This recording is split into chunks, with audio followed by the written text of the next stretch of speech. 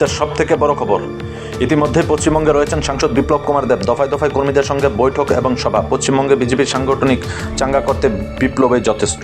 কপাল ও সময় দুটোই ভালো রয়েছেন সাংসদ বিপ্লব কুমার দেবের। একজন রাজনৈতিক নেতা বটে, সব কিছু দূর কেন্দ্রীয় নেতাদের চোখের মণি এখন সাংসদ বিপ্লব কুমার দেব। তাই তিনি একের পর এক দায়িত্ব। পশ্চিমবঙ্গে বিজেপির সাংগঠনিক শক্তিশালী করতে একের পর এক কর্মসূচি। পশ্চিমবঙ্গে বিপাকে তৃণমূল কংগ্রেস, তাহলে কি ক্ষমতায় আসবেন বিজেপি পশ্চিমবঙ্গে? এমনই ধারণা পশ্চিমবঙ্গের রাজনৈতিক মহলে।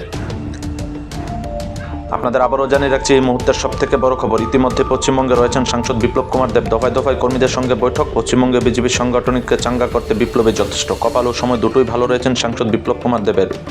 একজন রাজনৈতিক নেতা বটে, সবকিছু দূর কেন্দ্রীয় নেতাদের চোখে এখন মনি হলেন বিপ্লব কুমার দেব। তাই তিনি একের পর এক দায়িত্ব। পশ্চিমবঙ্গে বিজেপির সাংগঠনিক শক্তিশালী করতে একের পর এক কর্মসূচি। পশ্চিমবঙ্গে বিপাকে তৃণমূল কংগ্রেস, তাহলে কি ক্ষমতায় আসবেন বিজেপি পশ্চিমবঙ্গে? এমনই ধারণা পশ্চিমবঙ্গের রাজনৈতিক মহলে। Bureau report, SD news media.